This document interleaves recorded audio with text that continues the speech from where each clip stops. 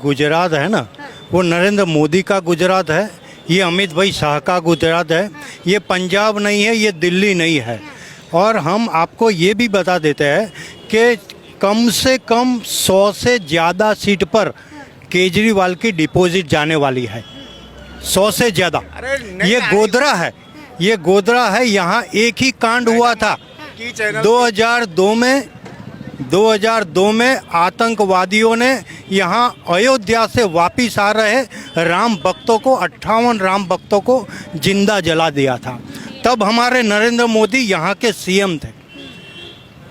ये घटना अगर कोई भी राज्य में होती तो जो रिजल्ट हमारे नरेंद्र भाई मोदी ने दिया वो नहीं आता। और इसकी बदौलत आप देख रहे हैं कि पूरे हिंदुस्तान में इतने हजारों साल के बाद एक युग पुरुष आया है, वो गुजरात से आया है। वो युग पुरुष अभी आप देखो कि क्या कर रहा है। वो ऐसी विरासतें फिर से उत्थान कर रहा है कि काशी विश्वनाथ हो, महाकाल हो, ये महाकाली मंदिर हमारा पावागढ़ हो, जहाँ 500 साल से हमारी माता को ध्वजा नहीं चढ़ाई जाती थी। मोहम्मद बेगड़ा ने आक्रमण करके हमारा मंदिर को ध्वंस कर दिया था।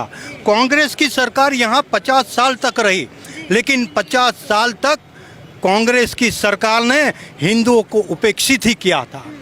अब ये युग पुरुष है। मैं आप फिर से बताता रहूं कि ये नरेंद्र मोदी है, इसको आप हल्के में मत लेना।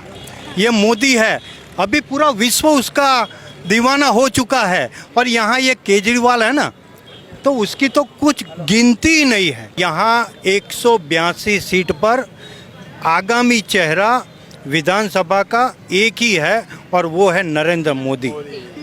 जब मोदी जी पशुपतिनाथ से बाहर आते हैं तो यहाँ हमारी छातियाँ गज गज फूलती है।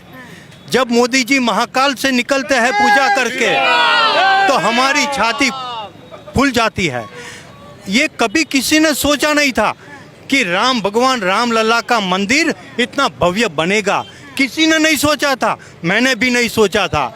ये करने वाला, कोई मैजिक करने वाला है तो एक ही आदमी है। वो आदमी नहीं है, वो महानायक है, वो युग पुरुष है और वो नरेंद्र मोदी है। और नरेंद्र मोदी को हम वोट देते हैं, हम दूसरे किसी को वोट नहीं देते हैं। 25 साल हो गए, अभी 27 साल बीजेपी का राज है। हिंदू मुसलमान होता तो दंगे होते, कर्फ्यू होता। अभी आप पूरे गुजरात में घूमो, जिस बच्चे की उम्र 25 ईयर्स है, इसको कर्फ्यू क्या होता है वो उनको पता ही नहीं है, उनको पता ही नहीं है। जबकि कांग्रेस का शासन था, एक भी साल ऐसा नहीं रहा था कि कम्युनल ना हुआ हो, हिंदू मुस्लिम ना हुआ हो। लेकिन मोदी जी है, वो जो बोलते हैं वो करते हैं। उन्होंने बोला सबका साथ, सबका मतलब हिंदू मुस्लिम सिख ईसाई। ये मुसलमान जो यहाँ के गोधरा के हैं वो अभी आज भी कांग्रेस को ही वोट देते हैं। वो आज भी भाजपा को वोट नहीं, बिल्कुल नहीं देते हैं। मैं यहाँ नहीं, वहाँ आके भी बोल सकता हूँ उनके एरिया में। लेकिन मैं आपको ये बताता हूँ कि कांग्रेस का जब शासन था, कांग्रेस को वो आज भी वोट देते हैं, 75 ईयर्स से वोट देते हैं।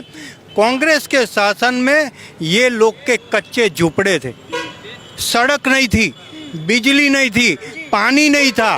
मोदी आया, मोदी ने बोला सबका साथ सबका विकास। अब आप उनके एरिया में जाके देखो, एक भी कच्चा मकान नहीं मिलेगा। वहाँ पानी है, वहाँ बिजली है, वहाँ रास्ता है, वहाँ रोजगारी है, सब कुछ दिया है। क्यों दिया है? कि मोदी जी ने एक बार बोल दिया कि सबका साथ सबका विकास, तो सबका विकास किया है। मोदी जी को नहीं, सबको पता है कि यहाँ के मुसलमान एक वोट भाजपा को नहीं देते हैं, फिर भी वो हमारे सच्चाई है। बिल्कुल।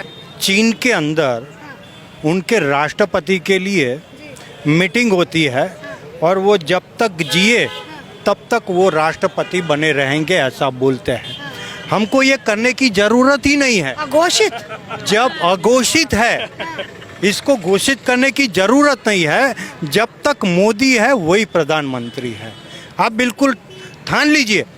मैं आपको ये भी बताना चाहता हूँ कि कांग्रेस वाले यहाँ है, नहीं है ऐसा नहीं है, कांग्रेस वाले भी है, लेकिन वो भी चाहते हैं कि वड़ा प्रधान मोदी ही रहे।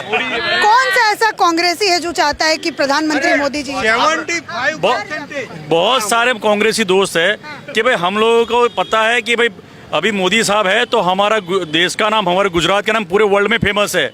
लेकिन उनकी कुछ मजबूरियां है, इसलिए वो कांग्रेस से अभी जुड़े रह रहे हैं। बाकी उनको भी पता है कि भाई हमारे लिए अच्छा है कि भाजपा में मोदी साहब रहे। और ये उनको भी पता है, जैसे पहले बोला जाता था कि 370 कलम कभी नहीं हटेगी। हमको जब मुझे पता है कि 8-10 साल पहले लोग बोलते कि पूरे 500 साल हो जाएंगे तभी भी राम मंदिर नहीं बनेगा, 370 भी नहीं हटेगी। मोदी साहब ने ये करके दिखाया।